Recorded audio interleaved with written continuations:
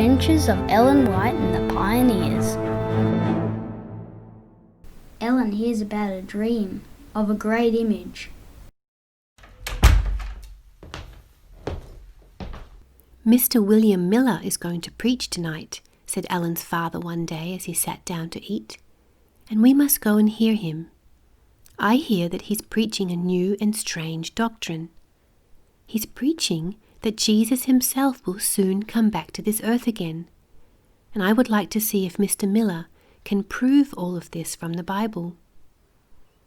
So that night the Harmon family went to the meeting to hear Mr. Miller in the town of Portland, Maine. Everyone was so interested and quiet as they listened to Mr. Miller read from the Bible about the nearness of the coming of Jesus. Mr. Miller used big, interesting charts to make the Bible prophecies much easier to understand. And he made the Bible so plain and clear that even though Ellen was only 12 years old, she could understand it. We remember also that Jesus was only 12 years old too, when he went to the temple in Jerusalem and talked and discussed with the doctors and the teachers and asked them questions. Mr. Miller preached about a king who had a very unusual dream. The dream was so important that he could not forget about it, and yet at the same time he could not remember the actual dream. The king's name was Nebuchadnezzar. King Nebuchadnezzar was the great king of Babylon. His dream was such an unusual dream that it frightened him, but when he woke up, he could not remember what it was, and that bothered him. So he called in his magicians and astrologers, people who study the stars, and his sorcerers, people like witch doctors and fortune tellers, and he told them to tell him what he had dreamed. But it was impossible for these people to tell the king his dream. They said that if the king would tell them what he had dreamed, then they could tell him the meaning of the dream. The king became very angry, and he said that if they could not tell him the dream, that he would know they were not wise men at all, but they were false men, and they had been lying to him all these years. The worried men argued about this, but it was a very unusual thing for the king to ask, because no one could do such a thing. Only the gods could tell such a thing as the king's forgotten dream. For this cause the king was angry and very furious, and he commanded to destroy all the wise men of Babylon. This was bad news. This would also mean trouble for Daniel, Shadrach, Meshach, and Abednego, because they too were considered to be wise men. But they had not heard anything about the king's dream or his new law to kill all the wise men. Daniel was very surprised when the king's guard came to get him to be killed with the other wise men. But God and the angels were watching over Daniel, because you will notice that it was not just a plain guard who came to get Daniel, it was the king's captain himself. "Why is the law so hasty for the king?"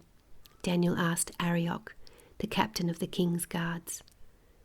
Then Captain Arioch explained to Daniel all about the forgotten dream and how the other wise men had failed to tell the dream to the king.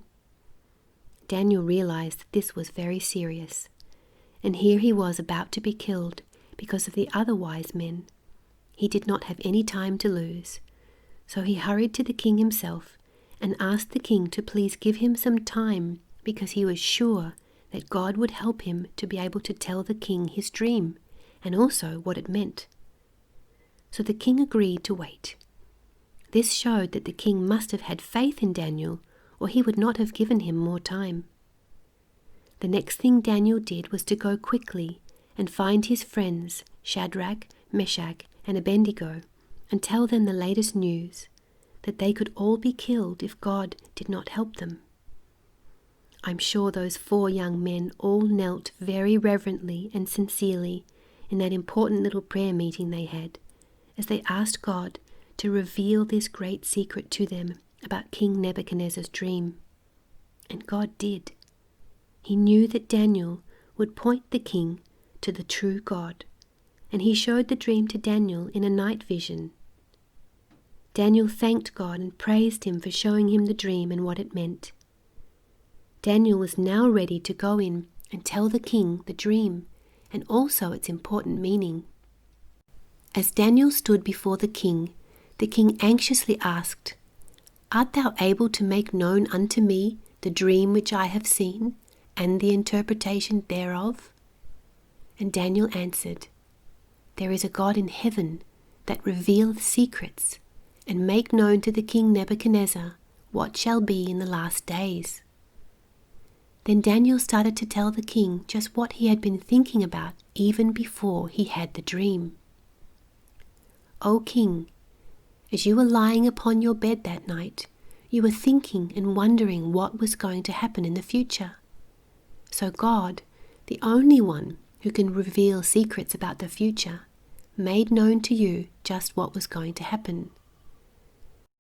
Daniel 2 says, "Thou, O king, sawest, and behold, a great image.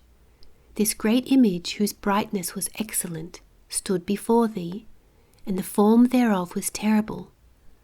The image's head was of fine gold, his breast and his arms of silver, his belly and his thighs of brass, his legs of iron, his feet part of iron and part of clay. Thou sawest till that a stone was cut out without hand, which smote the image upon his feet that were of iron and clay, and brake them to pieces. This is the dream, and we will tell the interpretation thereof before the king. Thou, O king, art a king of kings, for the God of heaven hath given thee a kingdom, power, strength, and glory. Thou art this head of gold." Yes, Nebuchadnezzar's kingdom was represented by this head of gold. He had thought Babylon would rule forever, but we see this was not to be when we read the next verse. "And after thee shall arise another kingdom, inferior to thee." It's true that silver is inferior to gold. And when we study history, we find that Medo-Persia took over Babylon, even though it was not as great or as powerful as Babylon. "And another third kingdom of brass, which shall bear rule over all the earth." And history tells us that the kingdom was Grecia. "And the fourth kingdom shall be strong as iron." And history tells us this kingdom was Rome. "And whereas thou sawest the feet and the toes, part of potter's clay and part of iron, the kingdom shall be divided." The 10 toes represented 10 different kingdoms or nations down in our time right now. Let's go back to verses 34 and 35 and read again just what's going to happen. Look carefully. "Thou sawest till that a stone was cut out without hands, which smote the image upon his feet, and brake them to pieces. Then was the iron, the clay, the brass, the silver, and the gold broken to pieces together, and the wind carried them away, that no place was found for them. And the stone that smote the image became a great mountain, and filled the whole earth." That stone represents the coming Jesus, when he comes back to this earth again, to take all the righteous people to his heavenly kingdom.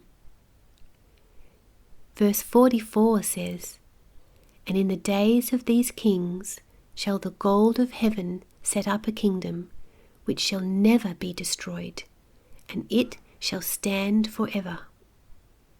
And that was the wonderful news that Mr. Miller was preaching from Daniel 2. How happy Ellen and her family were to know that Jesus was coming soon. We must ask Jesus to help us to be more like him every day. His power can change our lives so that we will be ready when Jesus sets up this everlasting kingdom. Come and join us next time to hear about the night that the moon was as red as blood.